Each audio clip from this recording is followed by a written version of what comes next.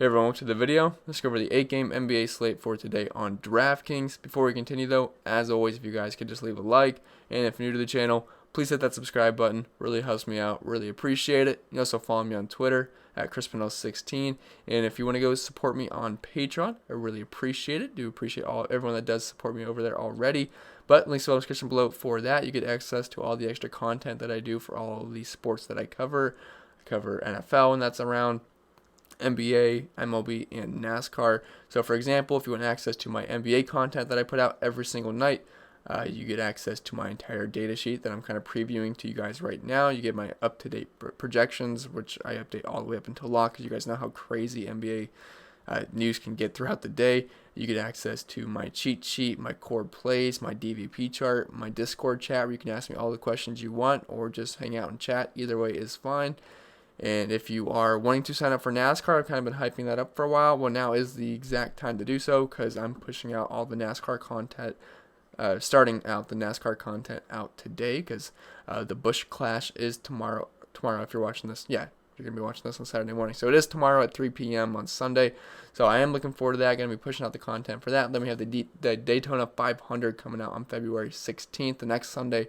So lots of stuff to be excited for. If you're interested in NASCAR, I feel like there's a lack of NASCAR content out there, and it's more of a niche sport, which I really like, because I feel like there's more edge on the field, because I feel like at least half the field does not know what they're doing on NASCAR contests. So if you want access to the NASCAR stuff, links in the description below for that. You get access to my data sheet again, projections, all that stuff. So if you're interested, check it out. If not, I guess that's okay, but you should check it out. Anyway, let's get into today's slate. It's a pretty good one. 8-game slate on Saturday. Sometimes we get skimped out on Saturday, sometimes we don't. I think 8 games is pretty solid for a weekend. So up top, we got LeBron, 10,900 versus a team he's pretty familiar with, the Golden State Warriors. Now that team is totally different than the one he's used to with Kevin Durant, Klay Thompson, Draymond Green's even questionable for this game, and yeah, even D'Lo's gone. So this is going to be a rough game for the Golden State Warriors here, I believe so. I mean, I know Wiggins is on the team now, but he's not even certain to play. So if Wiggins is out, this game could get out of hand pretty quick. I mean, they're 13.5-point favorites on the road. If this game was at home, that'd probably be a little bit more. But being on the road might help keep this game somewhat closer. But I think the Lakers roll all over these guys. And Golden State's got one of the worst defenses in the NBA. I believe they rank 4th worst overall. Yeah, 4th worst, right behind Washington. And then versus point guards, 28th, 26th versus shooting guards, 20th versus small forwards. Whatever position you want to call LeBron, he pretty much does a little bit of everything. Chances are Golden State's pretty bad against that. They're okay versus power forwards, okay versus centers, but they traded Willie Cauley-Stein, so I assume that number's going to keep dropping like it has been. I believe they were around 15 once he got traded. They're dropping, so I can see that going bottom 10. So yeah, they're very, very bad defensively, and LeBron should be able to do whatever the heck he wants here. Now, I don't like that he's getting close to 11K, because he's been in that lower 10K range for a while now. So they're starting to price him up, but I mean, he should smash while he's on the court here. Now, I don't like projecting blowouts, but it's definitely possible. So I can understand if you don't want to play LeBron. But since I don't like projecting blowouts, let's just assume he gets his full allotment of minutes. If he gets 35 minutes against the Warriors, I don't know who's going to be able to stop him. I mean, the guys that are going to be guarding him just have no chance. On the season, he's at 1.54 points per minute, 31.3% usage rate, and he's almost averaging a triple-double this season, 25 points per game, 10.8 assists, 7.7 rebounds. I believe he's getting a triple-double in like 20% of his games so far this season. So, yeah, LeBron, definitely a fine play if you have the salary, and you should have the salary because there's quite a few value options on this slate. So it shouldn't be a problem if you want to pay up for LBJ. It's just if you're worried about the blowout or not, if you want to go with someone else. Anthony Davis, pretty much the same boat as LeBron, knowing that there's really no one that can guard him down low. If Draymond Green plays, maybe you see some Draymond Green, but I mean, there's really no one that's going to be able to guard him. I don't think Draymond Green would probably be on him anyway. Just put one of the bigger bodies on him, maybe like Kevin Looney. But yeah, it's going to be rough for the Golden State Warriors, in my opinion here, and probably everyone's opinion. But Anthony Davis, the guy's a beast. He's coming off a huge game versus the Rockets, who have PJ Tucker at center, so that was kind of a given. But he actually hurt his hand in the last game. Thankfully, he came back and still balled out in the second half. But I mean, his numbers are similar to LeBron. Now he's always a little bit cheaper than LeBron, so his numbers are a little bit worse. But the difference in salary usually makes up for it. Unfortunately, he's above 10K, which I always say when Anthony Davis is below 10K, I have automatic interest. Now he's at 10,300, but I still have quite a bit of interest here. 600 cheaper than LeBron, and they got the similar upside. Anthony Davis on the season, 1.45 points per minute, 29.2% usage rate. Really nothing not to like about AD here. There's no one that can really guard him down low. I showed you guys Golden State's bottom half in the league versus big men, 18th versus centers, 16th versus power forward. So either way you cut it up, Anthony Davis should be a pretty solid play. Again, the only concern here would be if they, blow out the Golden State Warriors and they don't have to play in the fourth quarter. But again, I don't like projecting blowouts. Like for the Celtics-Hawks game, I mean, you probably could have projected a blowout for them last night, but ended up not happening. Game stayed close. So everyone hit their ceilings. Cantor hit their ceiling. Jason Tatum hit their ceiling. So don't really like projecting blowouts. Nikola Jokic. I got to pause this. I got to cough really bad. So 1 second. Okay, I'm back. Now we're going to talk about Nikola Jokic here. So the last game, I think the Nuggets had, 6 to 7 players, I believe, not 6 to 7. It was like 7 to 8 players that were actually available to play. So Jokic pretty much had to carry the load here, and he pretty much did a little bit of everything. I don't remember exactly how many fantasy points he scored, but I mean, he was just balling out. He got him projected for about 35 minutes here, so you're going to definitely see an uptick in minutes. There's just a lot of injuries on this team. And on the season, he's been fine. 1.44 points per minute, pretty much on par with Anthony Davis. A little bit lower usage rate, but he's, Jokic. I'm sorry. I was going to say something else, but it didn't make sense. But anyway, 26.9% usage rate for Jokic, and this is a really good matchup versus Phoenix. They struggled all season versus big men. They rank 20th versus big men. So bottom 10 team versus centers, and not a very good defensive team. They're bottom half in the league. Also, big pace-up spot here for the Nuggets. Love getting guys in pace-up spots. Nuggets are 28th in pace of play, while Phoenix is 10th. So pretty substantial difference there, about 18 spots. If I did that math in my head correctly, I probably didn't. But yeah, Jokic, he's got triple-double upside every single time he's on the court. Done it multiple times this season. He's a good passer, good rebounder, good scorer. So definitely have some interest in Nikola Jokic. Kristaps Porzingis, he did not have a good game tonight. I believe he might have gotten in foul trouble. I was not watching it that closely. I was kind of working on this, but I think he got in foul trouble. Either way, he did not have a good game. But Luka's going to be out. Whenever Luka's out, typically he has he has really good games. I mean, he just usually doesn't fail. Now he did last night, but it happens. But he should be able to smash versus Charlotte. It's not going to be like an up-tempo game or anything. As you can see, the Mavs are 19th in pace of play, while Charlotte is 30th, dead last. So I don't like pace-down spots, but he is just so good when Luka's off the court for the majority of the time. And this is an elite spot down low versus Charlotte. As you head over to the DVP chart, Charlotte ranks 27th versus power forwards, 29th versus center. So he should be able to smash here. We know the guy's got 60-point upside, and he's more than likely going to get you 50-plus points as long as he sees all the minutes. Got him for about 35 here, which I think is pretty fair. And on the season, he's at 1.21 points per minute with a 26.3% usage rate. If you take Luka off the court, Kristaps is about a 30% usage rate and close to 1.5 points per minute, or 1.4 to 1.5 points per minute, right around that range. So he's expensive, but he's an elite play, and the matchup's elite, so you can certainly look his way, like him a lot. Pascal Siakam, 8,200, so Kyle Lowry's going to miss this game. I believe he's listed as doubtful. And now Siakam actually got hurt last night in his eye, but he ended up coming back, so. But yeah, you can certainly look Siakam's way, and it's a good spot versus Brooklyn. Also, a bit of a pace-up spot. Raptors are 11th in pace of play. Not like they're slow or anything, but they're also playing Brooklyn, who's 6th in pace of play. So getting the pace-up spot here.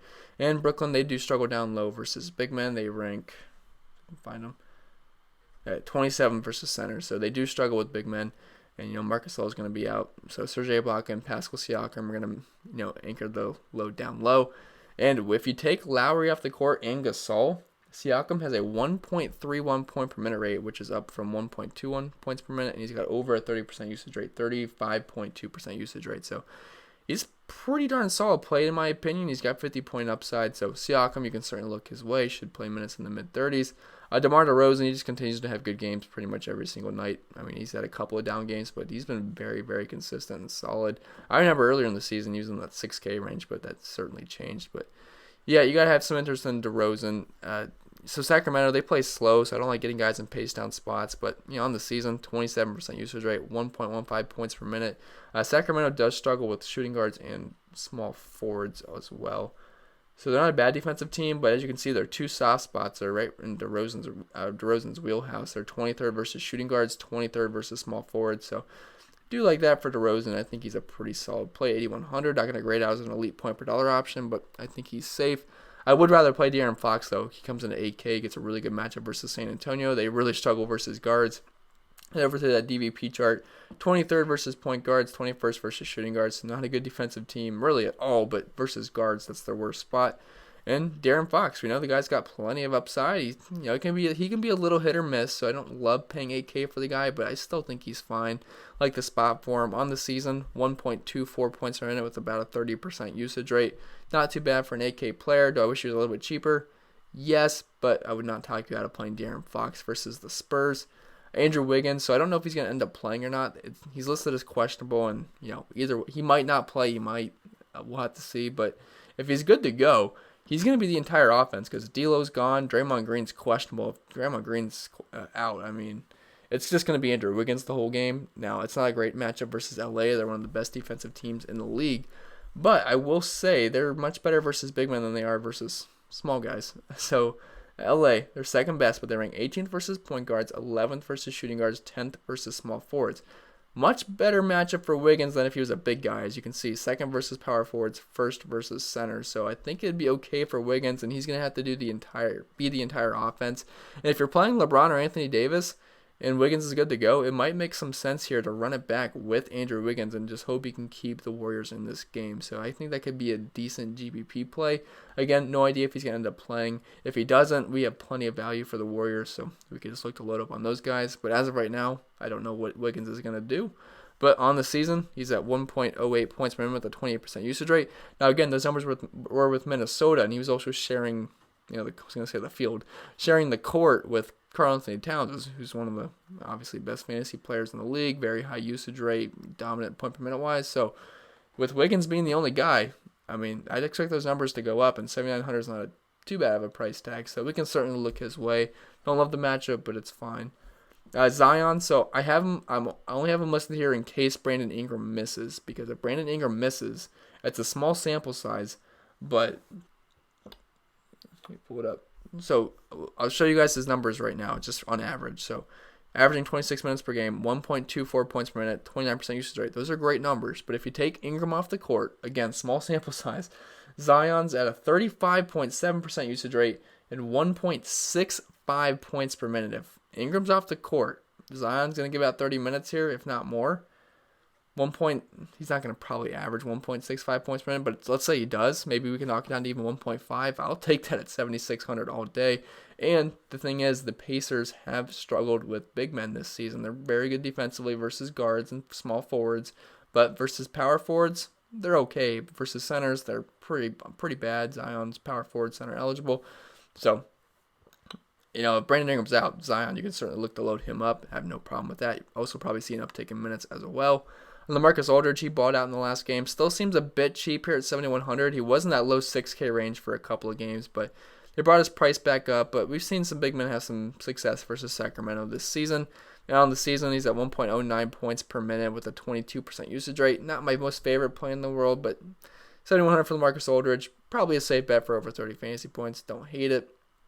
Serge Ibaka, really good matchup down low versus Brooklyn. Do I prefer Siakam? Yes, but there's also a price difference. So Ibaka's fine. He should get about 30 minutes in this game, if not a little bit more.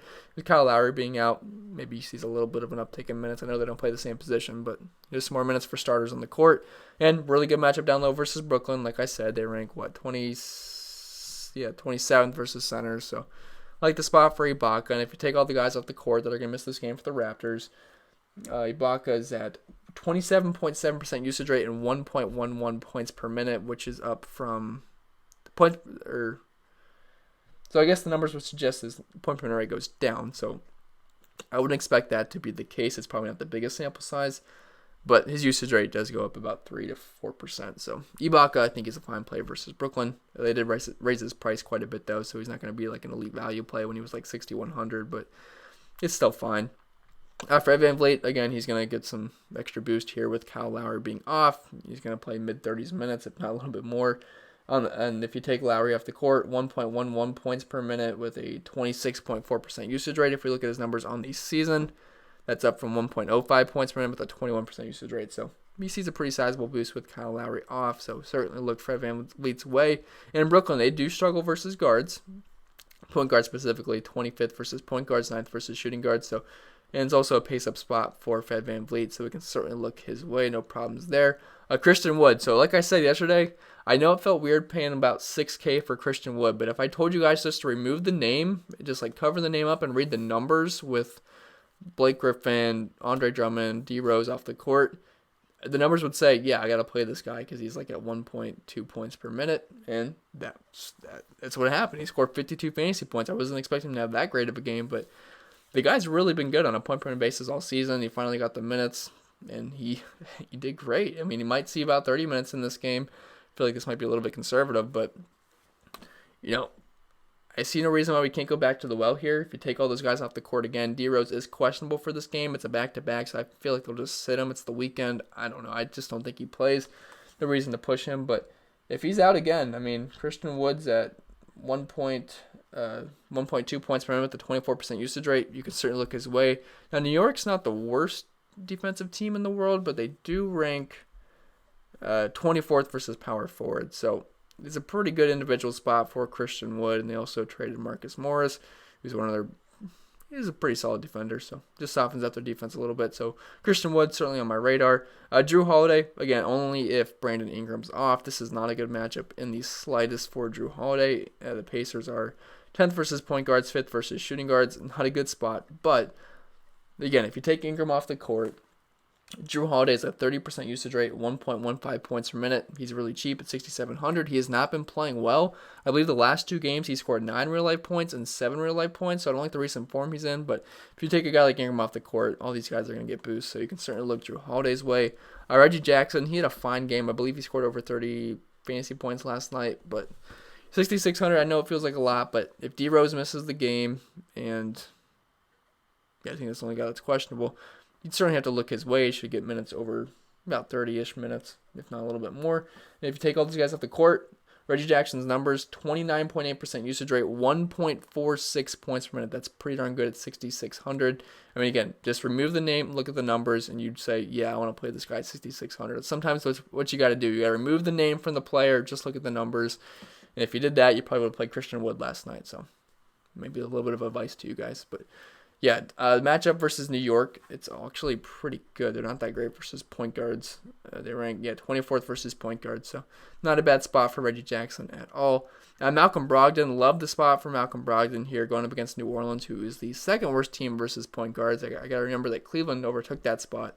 It was New Orleans for a while, but they actually got a little bit better to 29th, or maybe Cleveland was just a lot worse. So either way, good spot versus New Orleans, ranked 29th versus point guards. And Brogdon, he's been over a point per minute guy this season. He's had a couple of 30-point games in a row, 1.14 points per minute, 26% usage rate. Down for like 31 minutes here. Should be fine to get you 35 points, maybe a little bit more if he's playing well. So Malcolm Brogdon, like it a lot. And big pace-up spot for the Pacers. They're 24th in pace of play, and New Orleans is 2nd. So big pace-up spot. Always like getting that. So Malcolm Brogdon's on my radar. Jamal Murray, he's pretty cheap going up against Phoenix. They do struggle versus point guards. They rank, 19th versus point guards. So good spot individually. He had a pretty decent game last time out. And again, there's just a lack of bodies on the Nuggets right now. And I lost my spot. Yeah, pace-up spot versus Phoenix as well. Nuggets are 28th in pace, and Phoenix is 10th. So always like getting a nice pace-up spot for the Nuggets. Or I'm sure it's not just the Nuggets. Yes, for the Nuggets, but just some players in general. And on the season, 1.03 points per minute, 25.2% usage rate. You can certainly look his way. Lou Williams, sweet Lou. I just put him on here because he seemed cheap. I was looking at his recent prices, and they're nowhere near 6K. I mean, he's almost in the 5K range. I'm not even sure if he's been 5K yet this season. So he's getting dangerously cheap. Now, he's not going to play all the minutes in the world, but it is a good spot versus Minnesota. They're just not a very good defensive squad. And this game's going to be pretty fast-paced. I mean, they're 9th in pace of play, and Minnesota's 3rd in pace.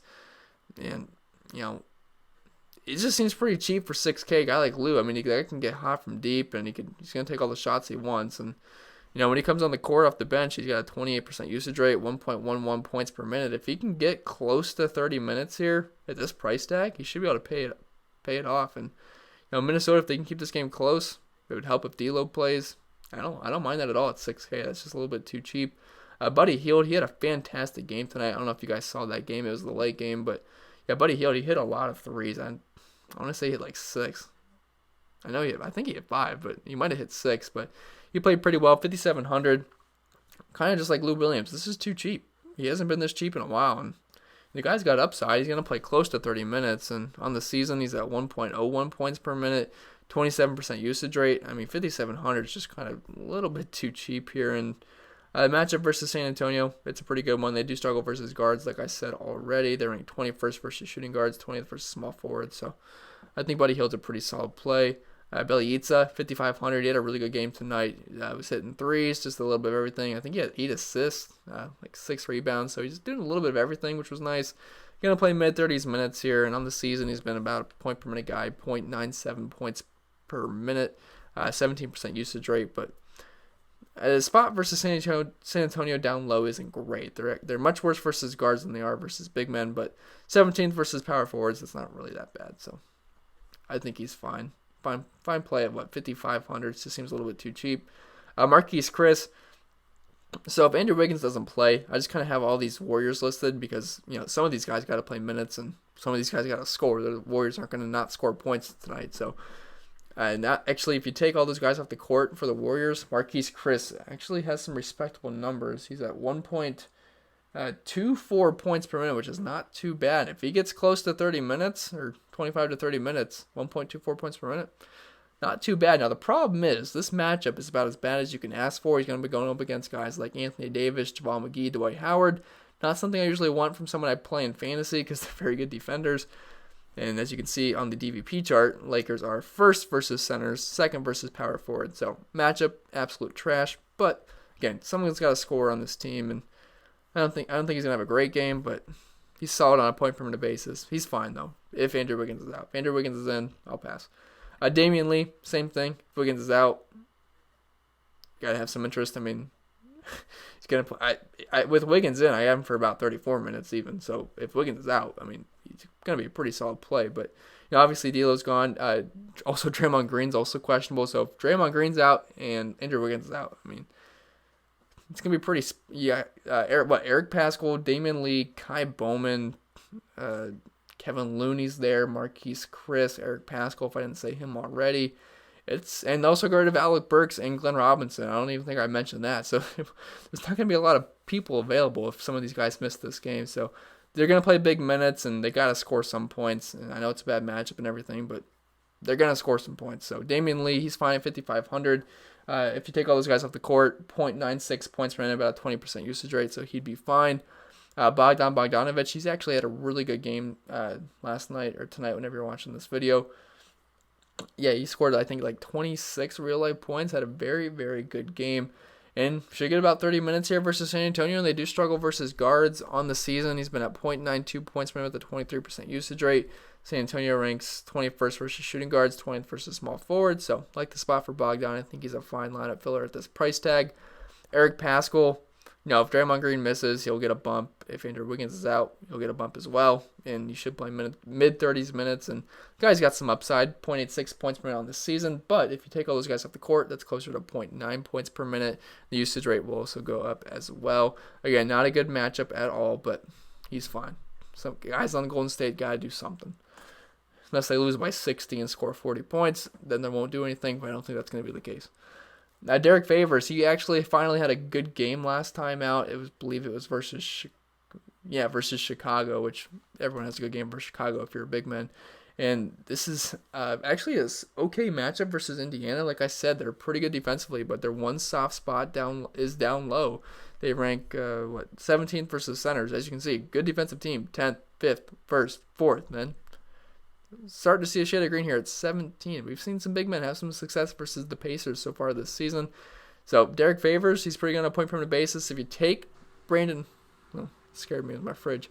If you take Brandon Ingram off the court, he's at 1.27 points per minute. And if he's going to get close to 30 minutes, about 25 to 30 minutes here, probably 25, 28, I mean, that's up from 1.14 points per minute. He's going to grade as a pretty good point per dollar option at 1.27 points per minute. So you can certainly look his way, and it's a pretty solid matchup down low. RJ Barrett, I think he played 18 minutes in the last game. I expect that to go up to about 30 in this one. He's just a little bit too cheap at 4,800. Pretty solid matchup versus Detroit. They're just not a very good defensive team in the slightest. They rank 7th versus point guards, which is actually okay, but 19th versus shooting guards. But I'm not really scared of their defense at all. I think RJ Barrett's going to be fine. On the season, he's at 0.86 points per minute, and if he gets about 30 minutes here, he should be able to pay off his price tag pretty easy. Terrence Davis, he'll see some extra run with Kyle Lowry being off. I believe he had a really good game last time out, or at least maybe 2 games ago. He played pretty well, but should get close to 30 minutes here. He's only 3,800. Good matchup here versus Brooklyn, and like I said, they do struggle versus guards. Nice pace-up spot here for the Raptors. They're 6th in pace of play, the Nets are, and Raptors are 11th in pace of play. So always like getting guys in pace-up spots. On the season, he's at 0.96 points per minute, and if you take Lowry off the court, it doesn't change. So but he'll get an uptick in minutes, so that's where you can see the boost there, and his usage rate goes about 20%. So Terrence Davis, you can certainly look his way. Jordan Poole, so these minutes are just assuming that Draymond plays and Wiggins plays. If they both don't play, or at least one of those guys don't play, his minutes are going to go up, 3,800. It's self-explanatory. He's just too cheap. Malik Beasley, so he got traded to Minnesota. I'm not sure if he's going to play in this game. He's listed as questionable, so we'll see. We don't know if these guys that just got traded are going to play or not, but if he does, 3,200, he's going to get close to 30 minutes here, and he should be able to pay off his price tag pretty easy. On the season, he's at 0.78 points per minute, but again, on a new team, so we're going to have to throw that out the window a little bit. But, I think he's going to be fine at 3,200. I mean, really nothing not to like about that price tag, especially if you're going to get back close to 30 minutes. So you can look his way. Then we have 2 min price guys that are in play. So like I said, if you want to play LeBron or Anthony Davis or even both, you can do it. It's not too hard because we have a lot of 3K players that are available. But yeah, Kai Bowman, he's min price at 3K. I believe he just signed a deal with these guys. Was it 2 years, if I remember correctly? But should get close to 30 minutes here. And if Wiggins is out and Draymond's out, you might see minutes close to mid-30s. I mean, there's just going to be a lack of bodies for the Warriors. And he's as cheap as you can ask for, 3K. And like I said, the Lakers, they actually do struggle versus guards a little bit. They're so good down low. I mean, they're just going to let you beat them with the guards. And they're ranked 18th versus point guards, so this actually is a pretty decent spot for Kai Bowman. On the season, he's at 0.74 points per minute. But if you take all those guys that I've been talking about off the court for the Warriors, Bowman's at 0.72 points per minute with a 20% usage rate. So you can certainly look his way. And then Juan Hernan Gomez, Willie Hernan Gomez, whatever you want to call the guy. He's got a lot of names. You can look his way. He's min-price. He got traded to Minnesota. If he plays, I don't know if he's going to play or not, but if he plays, I got him for about 25 minutes here. He should be okay. Not great on a point per minute basis. Only at 0.63 points per minute. I'd rather play Bowman, but he's fine. He should be able to pay off his price tag. So that's pretty much going to be it for the player-by-player breakdown. This wasn't, I guess it was a pretty long video, 27 minutes. But before we get out of here, do got to talk about overlaydfs.com. So if you've been watching my videos for some time, you already know who this is. But if you're new to the channel, this is overlaydfs.com, new fun DFS website. They reached out to me to try out their website, and I really do enjoy it. I would not recommend this to you guys if I didn't play there myself. And it's a really, really fun website to sweat the games on. Just enjoy the games. And you're always close. You always have a chance is what I'm trying to say. It's just a pick'em based website. There's no salary cap restrictions. You don't have to worry about any shark infested waters here with guys like Chipotle, those kind of guys. You just pick whoever you think is going to score the most points. It's as simple as it sounds. So this is from a couple of nights ago. But if you thought James Harden was going to outscore Giannis, you picked Harden. If you thought Zion was going to outscore Drew Holiday, you picked Zion. It's as simple as that. And if they happen to outscore the other guy, you win that matchup. And if you happen to finish in the top 10% of the contest, you win 9 extra money. So for example, this is the $22 double deuce contest. If you happen to finish in the top 10%, you'll win $180. It's as simple as that. And if you happen to win, or if you happen to go 12-0 in your picks, you win the progressive jackpot, which is over $9,300. I have to assume that's probably going to be about $9,500 tomorrow. So someone's due to hit. This is getting really, really high. I mean, that's about $10,000 just going right to your bank account. So try it out. Why not you? Someone's got to win it. I've been close a couple of times. Very, very close. I went 10-2 the one night. As you can see, had a couple of guys go 10-2 here. So just a couple of different picks, and someone's going to be taking home $10,000 soon. So try it out before someone hits that and that gets reset because you don't want to miss out. So I don't have a link to sign up or anything or a promo code because first of all, I don't want to get banned on YouTube for having a DFS website link in my description. So But it's as simple as it sounds, guys. OverlayDFS.com. Also running a Slump Buster Challenge, where if you happen to lose 20 days in a row, not consecutive days, but let's say you play once a week for 20 weeks in a row and you lose every single time, they will refund every single dollar that you deposited. So you can play risk-free if you happen to lose 20 days in a row. And yeah, no catches or anything. They'll just refund every single dollar. So check it out. And they also pay you out quick. It's a legit website. Got some good people over there. Like I withdraw it at around 2 a.m. before. They paid me out by 3:30 a.m. in my bank account by like 4 in the morning. They pay you out quick. So I really do like that. So come try OverlayDFS.com, sweat the games out, have some fun. I really do enjoy this website. And that's going to be it for this video, guys. Hope it was helpful. If it was, remember to leave a like. If you're new to the channel, please hit that subscribe button. Really helps me out. Really appreciate it. You can also follow me on Twitter at Pennell16. And check out the NASCAR content, or just check out the NBA content as well, because I know this is an NBA video. But if you want some access to my NASCAR content, try it out. The races start tomorrow, 3 p.m. Busch Clash at Daytona. So very excited for that. I'm going to be pushing that content out. I'm going to have my NASCAR video out tomorrow, so we have that to look forward to as well. Follow me on Twitter at Pennell16, Patreon content, Instagram at CPen16. And I'll see you guys in the next video. Enjoy your weekend, and don't forget to subscribe.